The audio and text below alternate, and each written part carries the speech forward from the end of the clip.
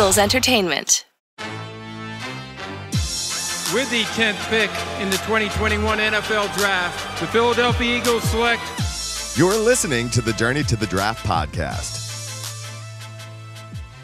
Welcome to the Journey to the Draft podcast, presented by Life Brand. I'm your host, Fran Duffy, and today we continue our conference previews where we look at the top players around the country, conference by conference. Last week, we did the Big 12, which a week later looks drastically different, but the Big 12 for 2021 still stands. We continue today with the Pac-12. We're going to cover 10 teams. We're going to go with potentially the top player in all of college football out in Oregon. We've got Washington, who has a great defense and intriguing players on offense. USC has got blue chip talents on both sides of the football. Then you've got teams that have really talented players: Washington State, Utah, Stanford, Colorado, UCLA, Cal, Arizona State. Then, of course, you've got Arizona and Oregon State as well. Before we get there, though, with Ben Fennell, we're going to catch up with a name that carries a ton of weight in the college football world, and that is Phil Steele. We're going to welcome here for the very first time to the Journey to the Draft podcast to talk about some of the top players out in the West Coast and also the college football realignment news, which obviously that is rocking the college football landscape right now as we speak, and it's ever evolving. But we're going to catch up with Phil right at the top of the show here. Before we get there, quick reminder: rate, review, subscribe. If you're not already subscribed, why not? I need to know, because we're going to get great guests each and every week. Pretty soon, we're going to be shifting back into our twice weekly format as we continue to break down the top players all around the country. If you have been subscribed this whole time, and if you haven't yet, please go on to Apple Podcasts or wherever you listen, leave us a rating, leave us a comment. If you've got a player you want us to talk about, if you've got a school that you've got prospects you want to hear about, that's where you want to let us know. Go on to Apple Podcasts, leave us a rating, leave us a comment. Thanks so much to everybody that has done that. That said, we've got a lot to get to. We've got prospects out in the Pac-12 we're going to hit on later. We're going to start things off, though, with Mr. Relevant and Phil Steele. It's time for Mr. Relevant.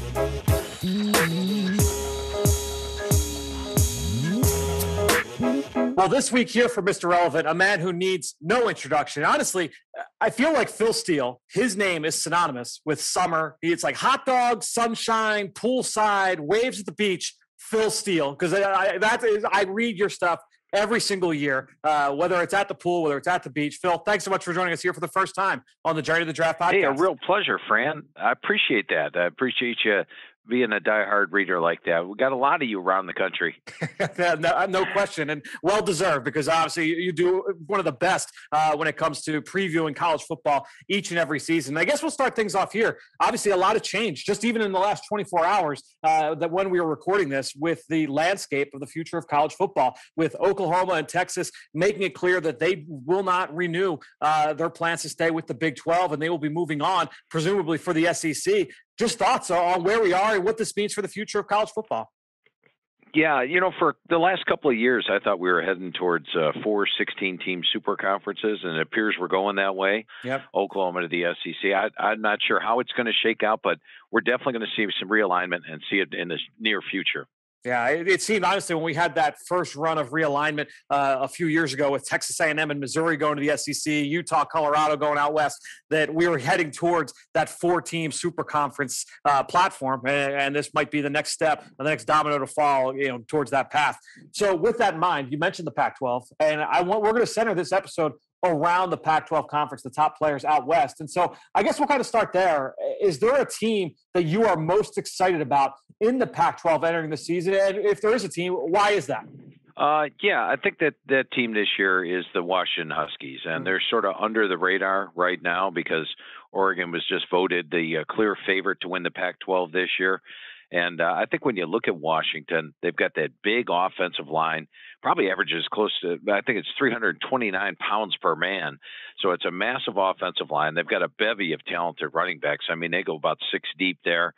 2 experienced quarterbacks in Dylan Morris and Patrick O'Brien. An outstanding tight end room led by Cade Otten. They've got some good receivers. And defensively, Jimmy Lake has had just 2 and 6 returning starters on defense the last 2 years. This year he has 8. And the reason I'm really excited about Washington is also the schedule. They get to avoid USC and Utah, the 2 best teams out of the Pac-12 South this year. And meanwhile, their two toughest games, Arizona State and Oregon, are both at home. Now, I'll tell you this, Fran, this year I feel the home field advantage is maybe the best ever in college football because fans were deprived from going to games last year. They're not only going to come back to the games, they're going to be enthusiastic, loud, and Washington's got a very good home field edge. When you look at the talent and the schedule, I actually have Washington favored in all 12 of their games this year, and they are my number one surprise team in the country. And a surprise team is a non-top 10 team that I think has a shot at making the playoff. And Washington delivered in that role in 2016 as my number one surprise team when they actually made the playoff. It feels like out west in the Pac-12, the team, usually the standard is, all right, head coach and quarterback when you look at college football. I feel like out west, in that conference, if a team can have a really good defense, which, as you mentioned, like Washington with Jimmy Lake as the head coach, that defense really, it seems like the arrow is pointing up, and they continue to churn out NFL talent. You mentioned some of those players. It's easy to see why that would be your pick there in that conference. One of the rivals, obviously maybe their biggest rival, is Oregon, and they maybe have the best player in the entire country, a guy we're going to talk about a little bit later in the show as well, Kayvon Thibodeaux. Just how dominant of a force do you feel that he will be here in year 3, playing in a new role in a new defensive scheme? Yeah, it's a beautiful role for him because he's going to play in that outside linebacker defensive end role and pretty much have freedom to rush the quarterback. And that's going to mean sacks, and that's going to mean big time. He's probably the favorite coming into the season for the Nagurski Award of the top defensive player in college football. And he's going to be a top 5 pick in the NFL draft, maybe the top pick overall. So I think we're looking for a huge year out of him. He's 6'5", he's 260, he's got everything you want at the defensive end position. And I look for a big year out of him, double-digit sacks, and as mentioned, probably the favorite to win the Nagurski Award. And you follow these players, when they're obviously through the recruiting trail, getting onto campus, and all the way through their college career. I feel like it's not that often where we see the guy who was the 5-star, the number 1 player, the slam dunk, this guy is going to be the best player in the country, kind of follow through with that. I mean, we had Trevor Lawrence last year where he kind of exceeded those expectations that were put on him at an early age. Thibodeaux, I mean, you knew about him in the recruiting trail because he was the top guy, and he has met those expectations. Anytime I've studied him, I've just came away so impressed.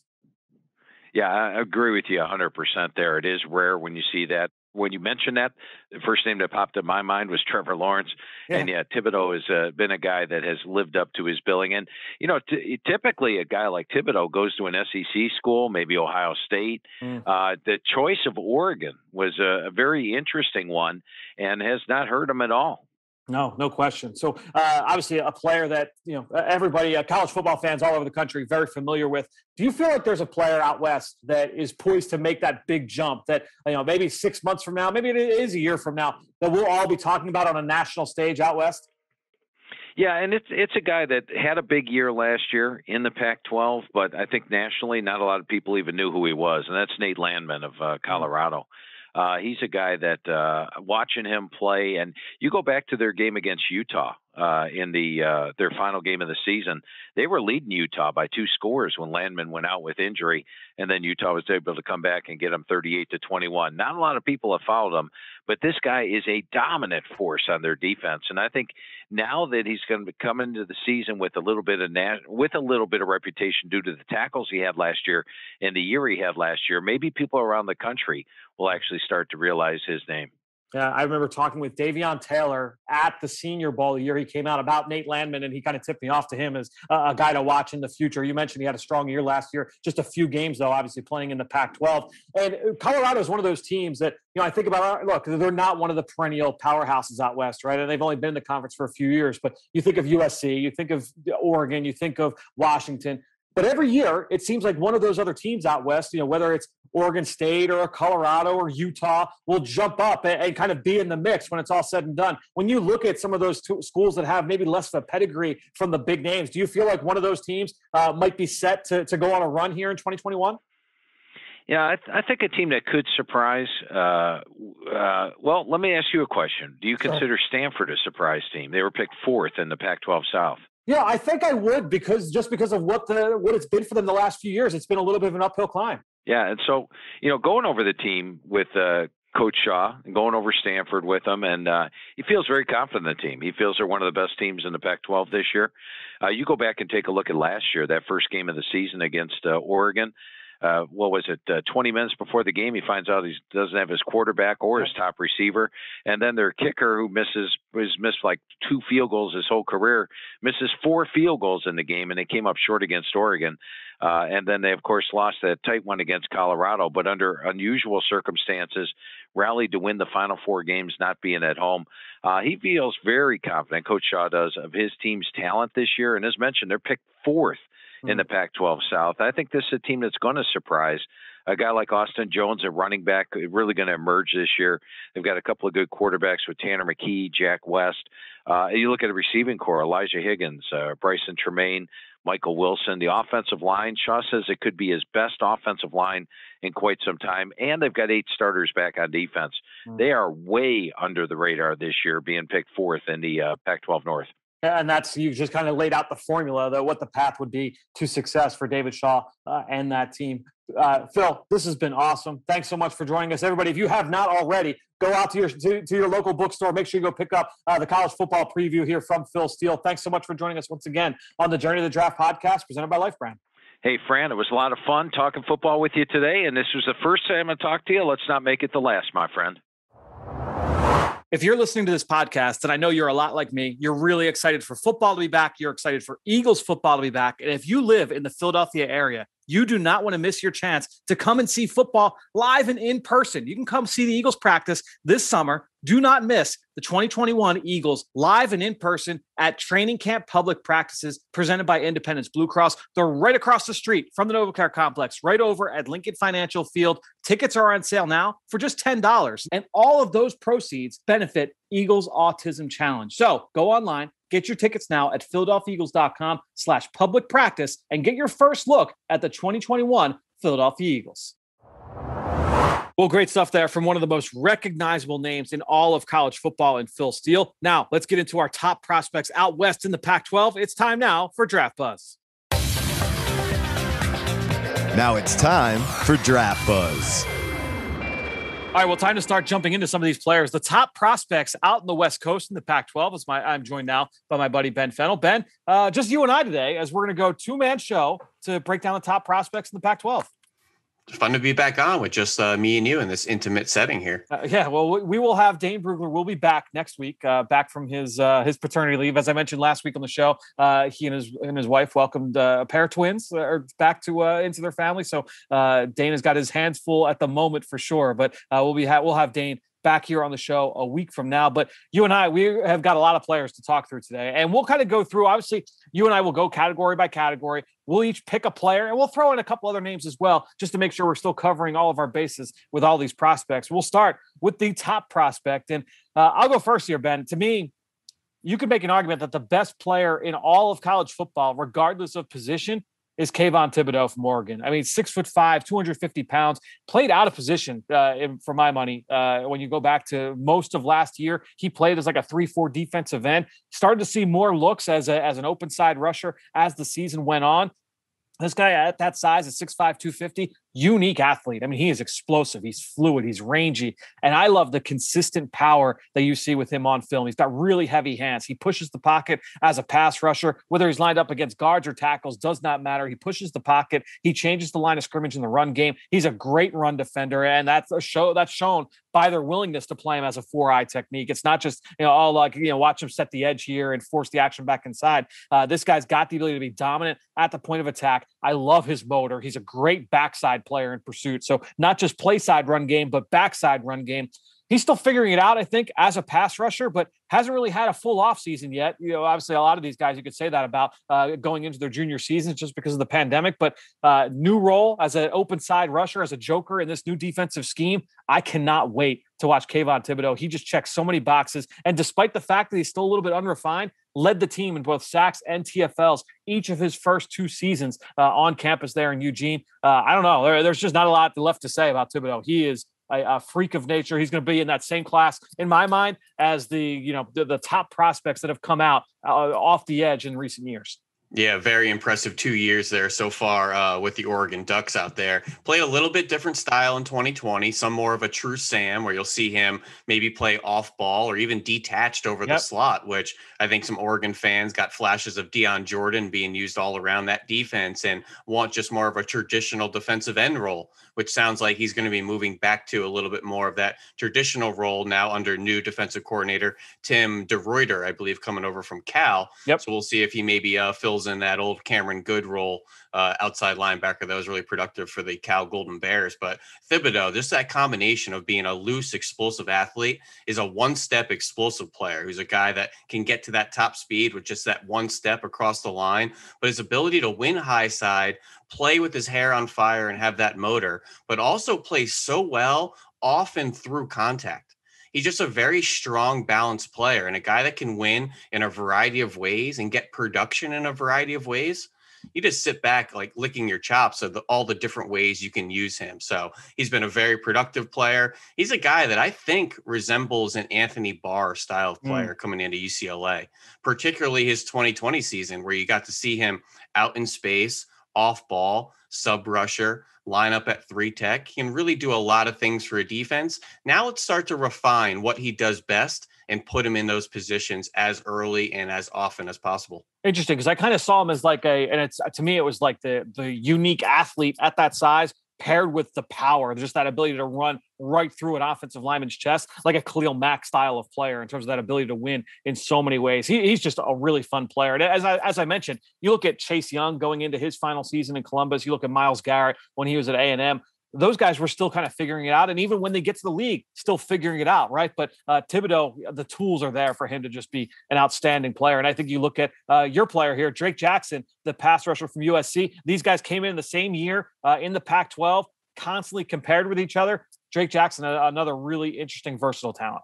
Yeah, who's a kind of a similar height, weight, speed guy to Kayvon Thibodeaux, just a little bit shorter at 6'4", 255, but another guy that's a loose stand-up defensive end, great snap jumping. He's got spin moves. He's loose. He's flexible. He has that explosive first step to really threaten tackles high side, and then you can kind of toy with them going inside and spin moves. Really good surge and burst to close on quarterbacks and ball carriers, where he may be, chasing from the backside or playing out in space. You could really see that explosive element to his game. Now, what I'd like to see with Drake, just a little more finish. Sometimes he's a little bit more of a disruptor or a guy that gets his arm around a ball carrier and then falls off. He's a guy that gets to the ball carrier, gets to the quarterback. Just want to see him have a little bit more production and finish those plays. But he's a guy that's seen very, very highly from some NFL scouts and guys we respect. Kayvon Thibodeaux has been mocked 3rd overall by our buddy Dane, with Drake Jackson being mocked 7th overall. So not far behind. And he only had 3 Pac-12 players in his first round. So someone's going to be that odd man out. And a lot of people think, is that USC quarterback Keaton Slovis, who our good friend Todd McShay has mocked 2nd overall. Yeah. Dane Brugler, not in the first round. Yep. So a little bit of conflicting styles and opinions there with the quarterback situation. And Keaton Slovis, just really quick to kind of go through what he is. 6'3", 210 pounds, very poised, accurate, smart quarterback, can fly through progressions, great ball placement, gives his receivers chances, needs to cut down on the turnovers, needs to cut down on the decisions. And it's a big question on, is he a good enough athlete? Does he have a strong enough arm? And if you look back at the scouting reports of Derek Carr coming out of Fresno State, very similar type of style of player where you question the athleticism, question the arm strength. You loved his ball placement. You loved his poise. You loved the accuracy. But does he have NFL tools to win?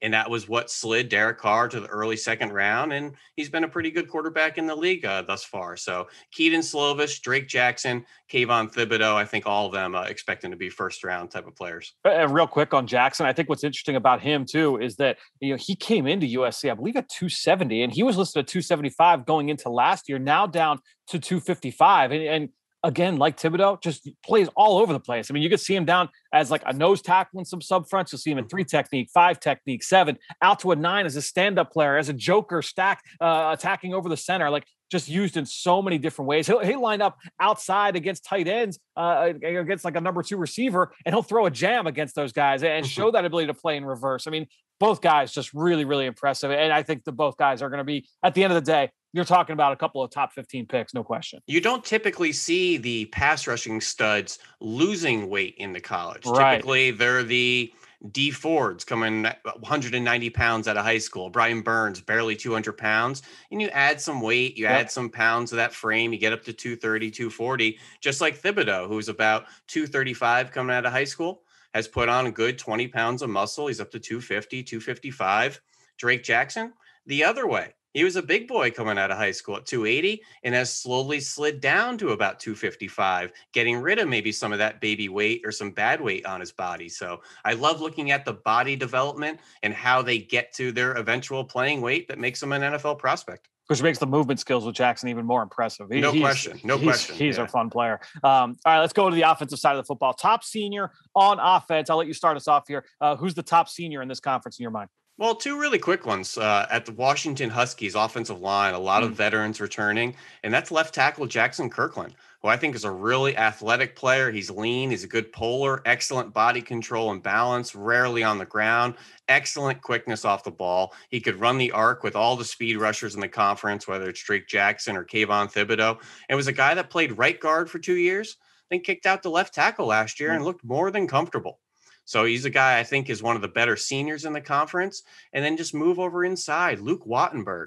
He's a guy that's played left tackle, left guard, and is now their starting center. 3.5-year starter, 2,500 snaps played up there at Washington. Very experienced offensive line up there. So 2 guys I expect to get drafted. Jackson Kirkland right now is kind of in the mix with a lot of the top tackles, figuring out, is he a late 1, maybe an early day 2 player? I think he can squeeze in and be a top 50 player when it's all said and done. And Luke Wattenberg, just that experience playing up and down an offensive line, very experienced player and a veteran offensive line group there at Washington. Do you feel Kirkland can be a tackle in the NFL? Because I actually had only watched 2019. Going into last year, he was going to be a junior, so he was going to be eligible. And I liked him as a starting guard. You know, I thought he was. He showed power. He showed the anchor and pass protection. I thought he used his hands well. An experienced player, and then he moves to tackle last year. I just haven't gotten to the tackle tape yet. Do you feel like he can stick out in the perimeter in the NFL? I think so. I think he put together a lot of good snaps against some elite talent last year at left tackle. Reminding me a little bit, just a flash of Braden Smith coming out of Auburn. Okay. Who also had that kind of guard tackle conversation and has really carved out a nice role at tackle, I believe, for the Indianapolis Colts since leaving Auburn. But similar type of player here in Kirkland. All right, I'm going to stick with the Huskies here, and I'm going to go with the tight end, Cade Otten. I just watched him last Friday, Ben. I loved his film. 6'5", 250 pounds. And I'm cutting you off here, Fran, because he would have been my pick, but I let you have this one. You know, I'm a big Cade Otten guy, so take it away. Well, this guy lined up everywhere. I mean, mostly in line, hand in the dirt, but he'll play out wide. He'll play in the slot. We'll line him up in the backfield as a fullback as well. In all areas of his game, toughness, competitiveness, urgency. The guy plays through contact so well in all areas of his game. And as a pass catcher, you think, oh, he's kind of a lumbering, traditional wide tight end. This guy catches the ball with ease time and time again. He tracks the ball well over the shoulder. He's pretty good with the ball in his hands. Kind of reminds me of like a Brent Selleck, honestly, when I look back at his career, the kind of well-rounded game that Cade Otten brings. And he is an awesome blocker. I mean, you watch him pin down defensive ends. He'll come down and trap interior guys. You see him on backside of split zone. Everything that he's asked to do in the blocking game, pass protection as well, shows up. He's really stout. He can handle one-on-one matchups against defensive linemen. Well, without question, he's not a dynamic athlete, but he's a good athlete. He's a solid athlete. He's a darn good one. So I think when you look at him, he's got a 3-down skill set. Overall, it's just going to be a matter of okay, he's not going to be the dynamic pass catcher. So that's going to kind of, cap his ceiling a little bit. But this guy's a starting tight end in the NFL. I watched Cade Otten, and I was like, I want to keep watching more and more. He only played 4 games because the Huskies only played 4 games. I wish I could have watched 6 or 7 from last year. He's one of these guys where the tape is the truth serum. Yeah. Because I know we're going to get to the spring. And listen, he's not going to jump like Mike Gesicki. Nope. He's not going to, rep 30 reps on the bench like, George Kittle did. He's not going to wow you with his metrics and things. And while he may not be, overwhelming in his blocking or powerful, he is technically sound, he's willing, and he looks to finish. Yep. And I absolutely love that for a tight end. And I can work with a guy like that all day long. And another thing in his run blocking, I love his post-snap assignments in reading the slanting and moving of the defense and still understanding his aiming points, his combo, his assignments. And they ask him to do a lot of different things in the run game out there. And the other thing with a tight end that maybe isn't an elite athlete or an elite tester, he's a nice route runner and he is crafty. He knows how to get open. He knows how to really good. Yeah. He knows how to manipulate his paces and his speeds. He knows when to not rush through a break point like we love seeing guys nice and patient on those stick nods, or knowing when to surge off of defenders at that collision point. And easy hands. Most of those games he had no gloves on, which you love seeing that, those natural fingertips just grabbing the ball and getting up the field. Yeah, he's not a dynamic yak guy, but he's going to make you work to take him down to the ground. Yep. He's a guy that was prolific in high school as a linebacker and tight end. Team's offensive MVP this past year for Washington.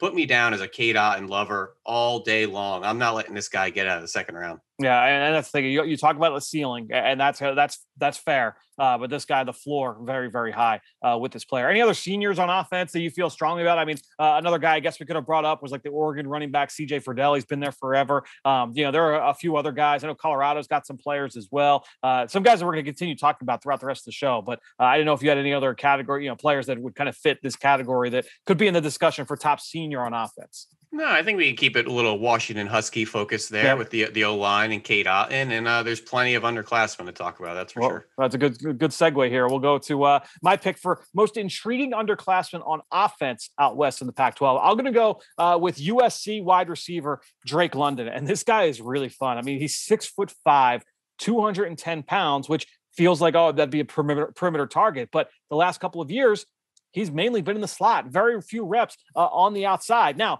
this year, no Tyler Vaughn's on the right side of the formation, no Amon-Ra St. Brown on the left side. So I'll be interested to see if he does move more to the outside in this offense. But this guy is an absolute monster at the catch point. Very, very, very rarely does the ball hit the ground. And he is a great basketball player. He was a big time hoops player in high school, got a number of D1 offers, has actually played some basketball with the USC Trojans over the course of his career. He played back in the winter and spring of 2020. So when you look at this guy in terms of his overall skill set, look, he's not an alien athlete. And I think that's the thing is like, okay, when you look at Mike Evans, DK Metcalf, those guys that are that size, what is it that sets them apart? They are ridiculously explosive, like low 4.4s, high 4.3s. I don't know that Drake London's going to necessarily be that, but this guy is not a stiff. He can get in and out of breaks, at a solid rate. I'd like to see him get a little bit better in terms of the nuances of the game before the snap. But you have to keep in mind that because of his basketball background, and then obviously because of the pandemic so far, he's never had a full football offseason. So you're betting on the come here with Drake London. You think his best football could be ahead of him. 6'5", 210. He's a really, really intriguing package. He almost plays like a move tight end. I know he's only 210 pounds, but that's type of profile, and it's very much that Michael Pittman role where he doesn't seem like he's a blazer, but he's going to fight you at the catch point. He's going to fight you after the catch. Very competitive blocker. Yeah. Trust him to dig out safeties. He can crack down on defensive ends and linebackers. He's more than willing. Yep. He's that big slot type of player and reminds me a ton of Justin Gage coming out of Missouri years ago, who also played for the Missouri basketball team before he committed just playing receiver and had a nice career with the Titans. But Drake London, very similar type of player there. I thought about Hakeem Butler as well when he was coming out of Iowa that's State. Fair. Yep. I thought of it, just in terms of the overall body type, and Hakeem Butler, since that point, has made the transition to tight end. We'll see if that's in the future here for Drake London. Who's a guy that kind of fits this bill for you? Well, I think there's a bunch of interesting underclassmen running backs in this conference. I mean, the conference player of the year was Jarek Broussard out of Colorado at 5'9", 185, a dynamic little joystick back. But Arizona State got the ball very minimally to this running back, Rachaad White, last year. And listen to this, Fran. The last 4 years in college football, running backs to have 40 carries and average 10 a carry. Okay. One guy, Rachaad White in 2020. Wow. This guy, the second he touched the ball, he was gone. One of the most explosive players in college football. Just obviously had to share some workload in that backfield last year. He's a JUCO transfer, but he's a very interesting player. He caught 8 of 8 receptions, a lot of screens. He's a guy you just want to get out in space. Only touched the ball 42 times, but had 420 yards, 5 touchdowns, and actually didn't play a whole lot. He's a JUCO transfer.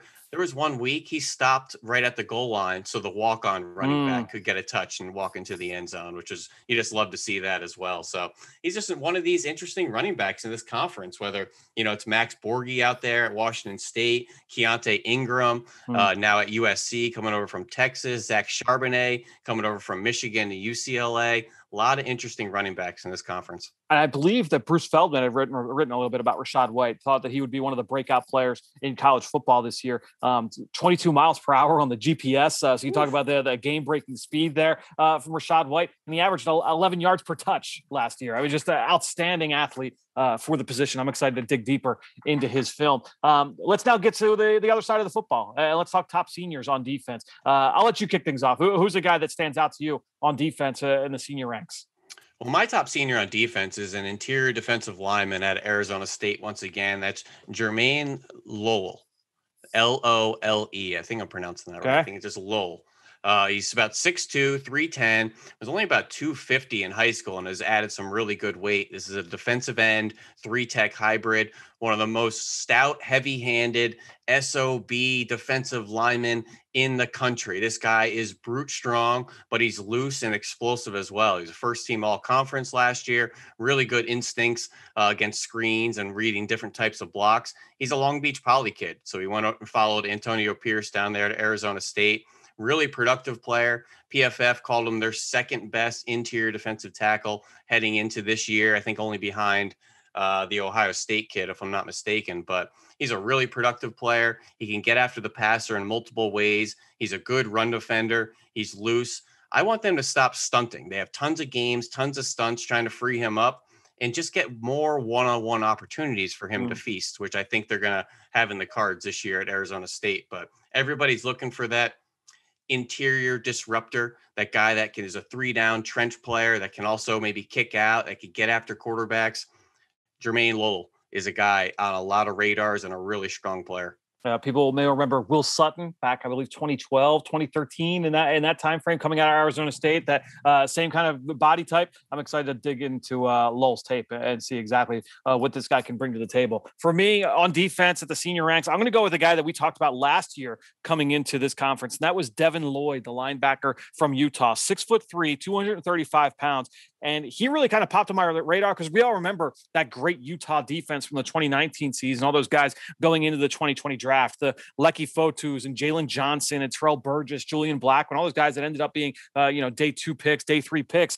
And I talked with a bunch of them, Senior Bowl, Shrine Bowl, Combine, and I said, who's next? Who's the guy that we're all going to be looking to? And they all pointed to the guy who was a sophomore at the time, the linebacker, Devin Lloyd. Now, long, rangy. I kind of see him as a pure weak side backer, see ball, get ball type of player. Great blitzer. He's athletic. I mentioned the range that he shows. I worried about the eye discipline a little bit, especially going back to 2019. I think he got a little bit better last year, but I'd still like to see him improve there. Kind of reminded me of John Bostic, who was a 2nd-round pick and has stuck around in the league for a long time. As kind of like basically a mercenary starter in the NFL. I kind of view that Devin Lloyd at his floor could be that type of player. So I'm excited to continue to watch him progress now with a full season here under his belt as the kind of the captain of that defense. Yeah, absolutely. Good special team player as well. He's one of those guys you love watching him pre-snap, post-snap, directing traffic to everybody. He seems like a very instinctual guy, seems like the leader and that kind of quarterback of the defense.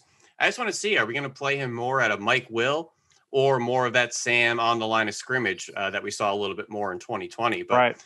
Excuse me, the Pac-12, a lot of interesting veteran linebackers, whether it's Merlin Robertson at Arizona State, Nate Landman at Colorado, Jahad Woods at Washington State, I feel like has been there for 10 years. Cal has an interesting pair with Cameron Good and Coney Dang. A lot of interesting linebacking prospects, but I think Devin Lloyd may be the best of that group. I mean, Coney Dang, Merlin Robertson, I'm pretty sure was making plays like 2 presidential terms ago. Nate Landman's been there for forever. A lot of these guys, a ton of pelts on the wall. Yeah, absolutely. Tons of snaps played, tons of production. Jahad Woods, I think, has nearly 3,000 snaps in his career.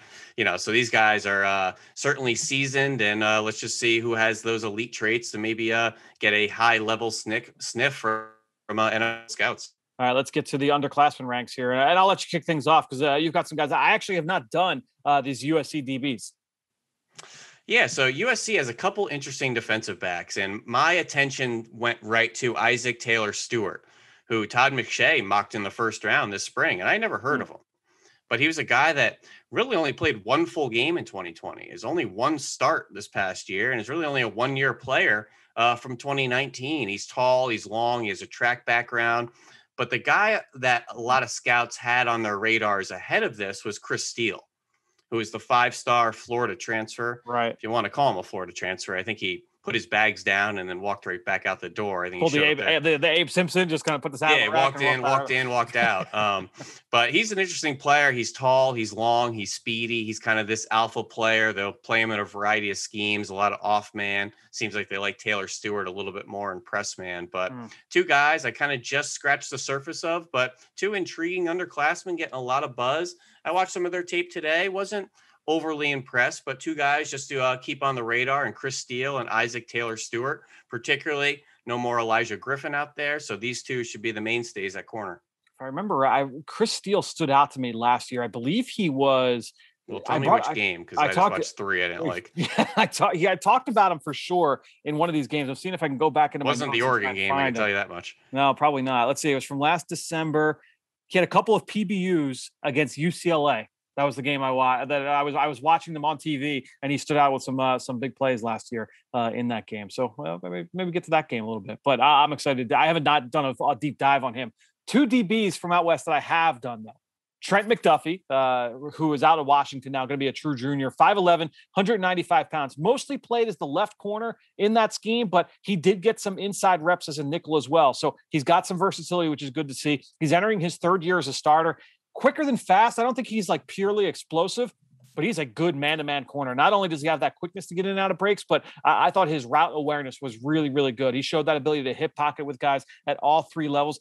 Rarely tested downfield. The production just isn't there for a guy that's played the amount of football that he has. Not a ton of production, but the flashes are there. So when he is tested, he shows the ability to climb the ladder, high point the football, and finish, which you really like to see. Very willing run defender. All those DBs, for the most part, coming out of that program are very experienced special teams player as well. So you look at Trent McDuffie. I think that he's a guy that I look at really capable of being a 3-down player in the NFL, as a guy that can be a top 3 corner for an NFL team. And then really another guy that I almost went with here for this category, he's a rising junior, and he's a player that I actually did last year as well. That's Oregon safety Verone McKinley III, 5'11", 196.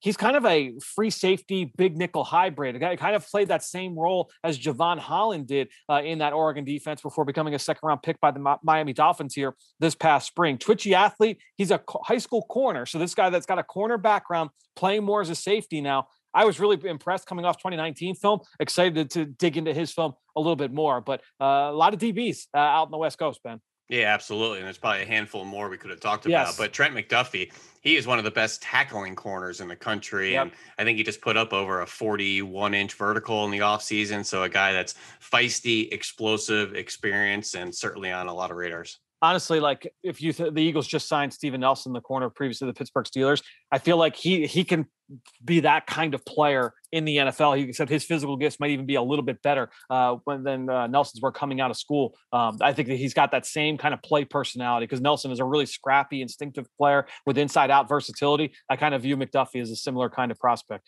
And coincidentally, I believe high school teammates with Chris Steele over at St. John Bosco. Oh, there we go. Nice little connection there in that category. I hate hearing that, though, when you hear these high school powerhouses with like 2 5-star Division I corners, eventual NFL players. Well, it's like Plantation last year. Like no whole question. secondary, all 5 guys. They had Marco Wilson, Patrick Surtain, Tyson Campbell in the same secondary. And they had the kid, the Anthony Schwartz, the speedy receiver, was he played free safety. Yeah.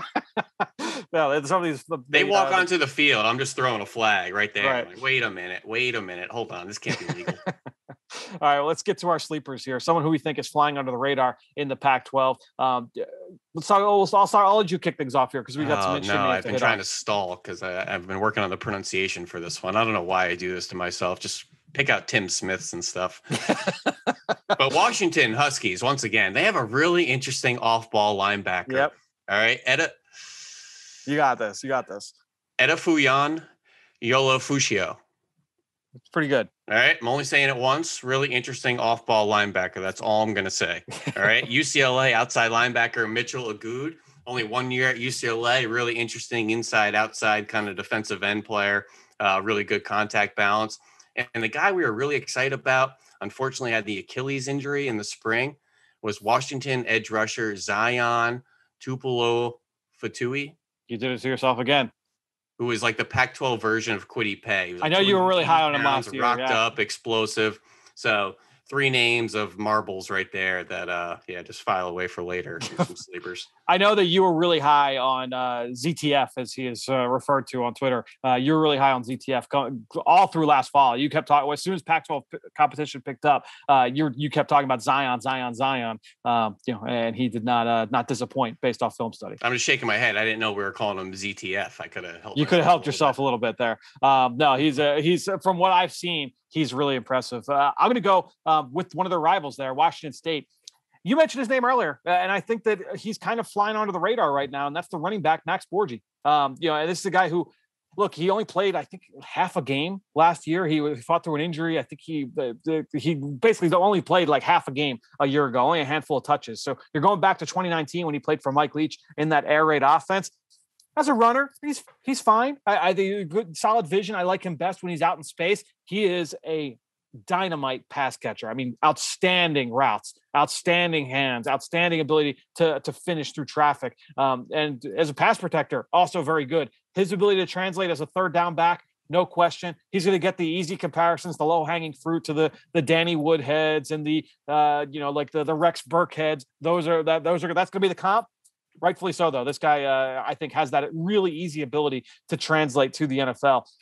Real quickly, 2 receivers that just from a pure profile standpoint look like guys, and how often do we talk about this, Ben? The guys that are high upside with proven special teams backgrounds get drafted on day 3. And there are 2 guys that I think really kind of stand out here. First, Colorado wide receiver Daniel Arias. I remember talking with Davion Taylor down at the Senior Bowl in January 2020, and he told me about this kid, about Arias, 6'4", 205 pounds, dynamite special teams player, high effort player, who also has the ability to be an explosive D threat at 6'4", 205 with a special teams background. That guy's getting drafted next spring. Then you go over to Cal. I talked with that former safety, Ashton Davis, who was, I believe, a 3rd-round pick of the Jets back in 2020. He told me on Nico Remigio, 5'10", 195 pounds, different package than Arias, but this guy's versatility, his competitiveness, his willingness to play special teams, kind of a big play threat, screen game, different things there. That's another guy. Just keep him in mind as a day 3 option there because everybody's looking for those receivers with high-end athletic traits and special teams background. Yeah, and I think Borghi is a fair sleeper because he only played in 1 game last year. Yeah, exactly. Only had 1 catch. And previously, the last 2 seasons, 2018, 2019, 139 catches. Yep. One of the most productive dual threat running backs in the country. But remember, Mike Leach loved to feed it to his backs in the pass game, went to Mississippi State before 2020. So yep. Max Borghi, new scheme last year. So that'll be continuing into this year. And maybe some more coaching changes out there in Washington State. We'll see. That's right. I got Nick Rolovich out there at the moment running the run and shoot. So let's take a look now at our next category. Most to prove. Someone with something to prove, whether they're coming off injury, you got a scheme change. Obviously, I could have used Max Borghi here. Instead, I'm going to go with his teammate. I'm going to go with the right tackle, Abe Lucas, who has been a model of consistency every time he's taken the field for the Cougars. He's going to be a 4-year starter at right tackle, hasn't moved. So that's what I want to say. I want to see him improve. I want to see him prove before we get to the draft. This isn't anything he's going to do here this fall. It's going to be when we get to Shrine Bowl, Senior Bowl, Combine, private workouts. Can you prove that you could play another position? Can you slide inside the guard? And then also the question with him is going to be his athleticism and movement skills. Does he have the ability to stick at tackle? He is a big, strong, nasty player. I'd like to see the finish get a little bit better overall with him, but this is a kid that's very, very experienced. He's a battle-tested offensive lineman. Teams are always looking for that. Guys his size, they get drafted. It's going to be a matter of, can he prove that position versatility?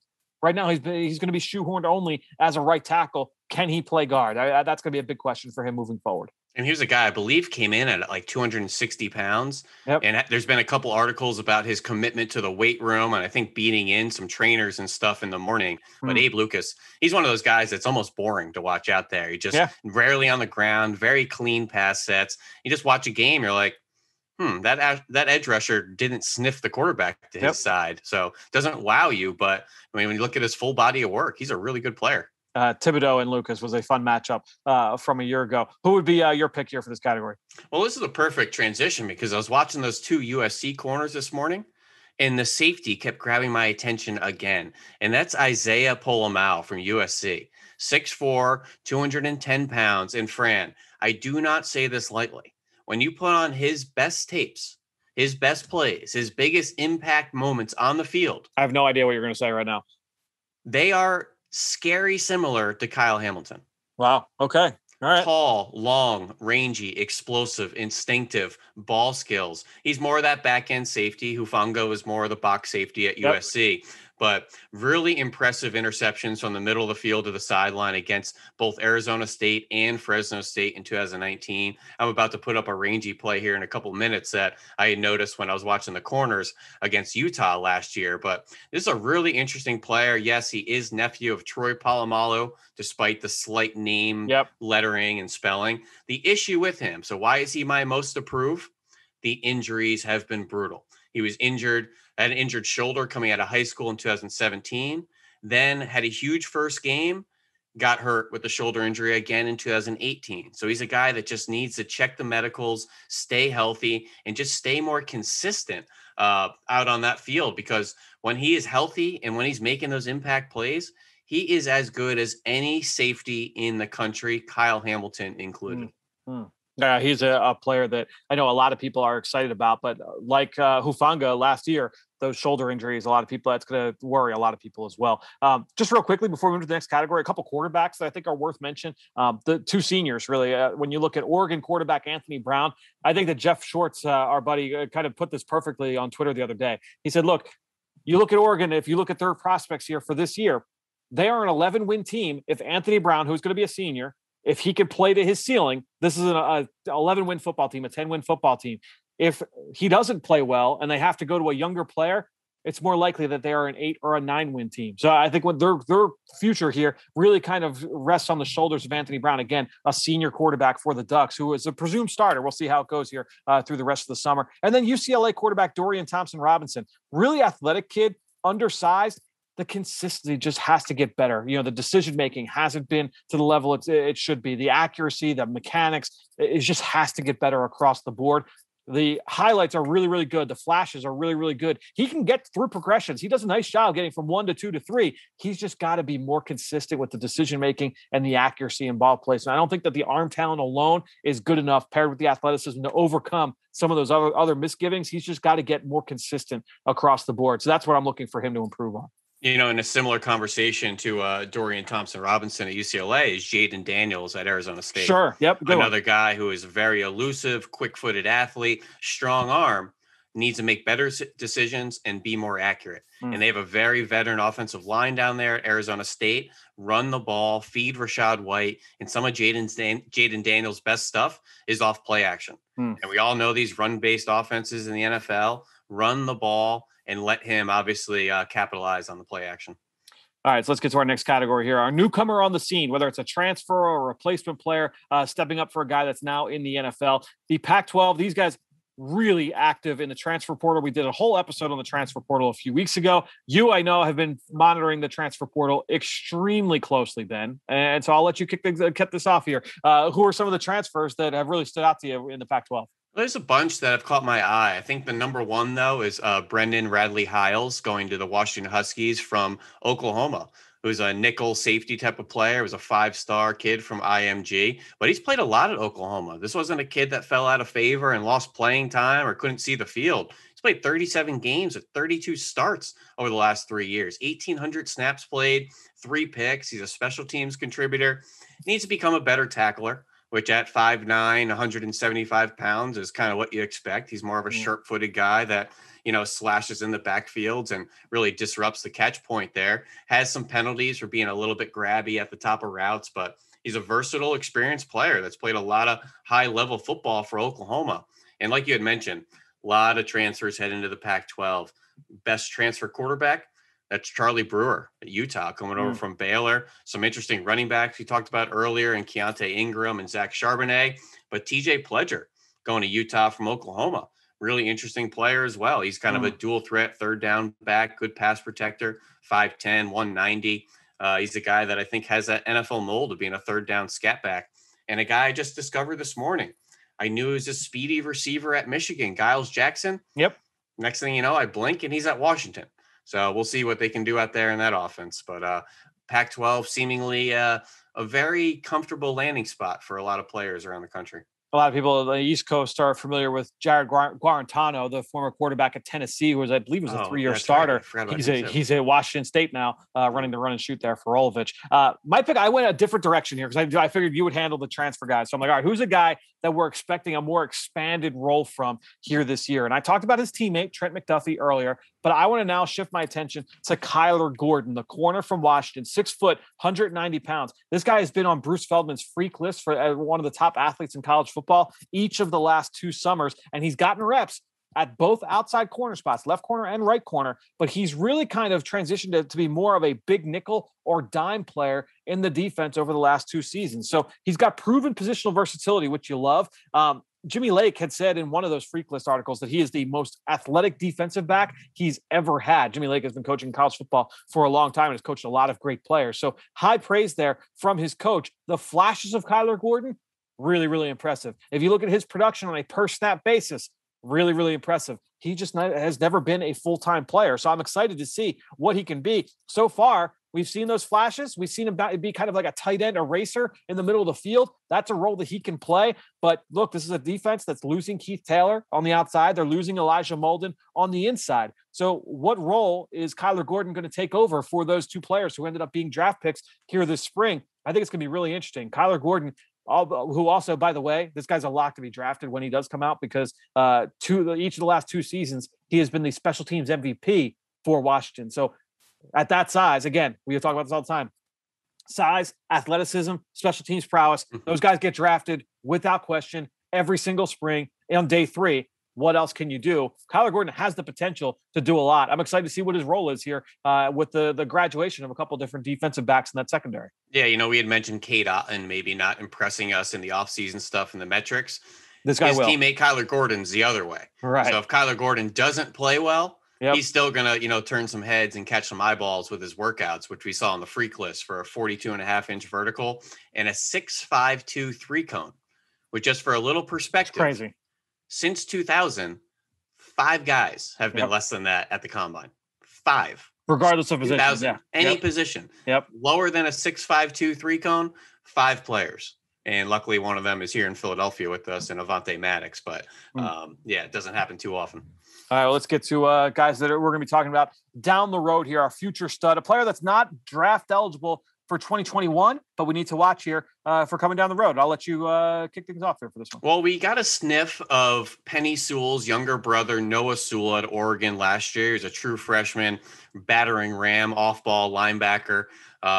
We'll see what he can do in his sophomore season. Got on the field quite a bit, but everybody has been saying, look out, look out, look out for the number 1 player in the country coming out of high school, Corey Foreman at USC, who apparently this guy is like pro ready today. He's like 6'4", 260, quarterback killer, who I just want to see him in combination with Drake Jackson down there and some of those other vets on defense. But Corey Foreman seemingly is on everybody's list on being the newcomer of the year, the freshman of the year, defensive player of the year, X, Y, and Z, any other freshman award.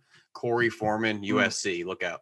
I love it. All right, so we go way ahead here for 2024. We'll be talking about Corey Foreman. I'm going to go with Sewell's teammate there because Noah Sewell stands out on film. You watched that Oregon defense last year. This guy pops off the tape. DJ James, his teammate in the secondary, 6 foot, 185 pounds. Oregon just continuing to spit out guys in the defensive secondary. They had some corners that did not play that opted out, so that allowed DJ James as a true freshman last year to step in. And Bruce Feldman highlighted him as a guy that could really take that step and be viewed as one of the top players in college football here this fall. So just keep an eye out for DJ James, the corner from Oregon. Yeah, and I think we did a pretty good job going through the Pac-12. A lot of names here. I think the one team maybe we didn't touch on enough in this podcast is UCLA offense. One of the best tight enders in the country, juniors, and their left tackle Sean Ryan's been getting a lot of love by certain people out there in the scouting community. So really interesting players on there in that UCLA offense we didn't get to touch on, but those tight ends, look out for those two. No, that's a good call on your end. We got a lot of players that we had to break down here today. Just the two of us. Like I said, next week, Dane Brugler will be back with us. The three of us will break down the top players in the Atlantic Coast Conference. We're coming back east for the ACC. Excited to break down some of the top players in the country next week, right here on the Journey to the Draft podcast, Ben. Great stuff there from Ben, who you can follow on Twitter, just like I do, at Ben Fennell _NFL. We've got a lot more players to get through. We've got the ACC next week, the Big Ten the week after that, and the SEC in the following week. So we've got 3 more weeks here of these college football previews. We're going to a couple weeks, then we're going to have college football. It'll be here before we know it. We're going to get through training camp, and then we're going to have college football games almost on a weekly basis coming up here very, very soon. Thanks so much to Phil Steele. Thanks to Ben. Thanks to all of you. We'll talk to you next week right here on the Journey to the Draft podcast presented by Life Brand. Hi, Eagles fans. I'm Connor Barwin, and I'm here to tell you about the Eagles Autism Challenge presented by Lincoln Financial Group. This year's event will take place on Saturday, August 21st, and we can't wait to see all of you back at Lincoln Financial Field live and in person. Register today to walk, run, or ride. In addition to making a transformational impact on the autism community, you'll also receive a complimentary ticket to our public practice on Sunday, August 22nd. Register today at eaglesautismchallenge.org, and I'll see you there.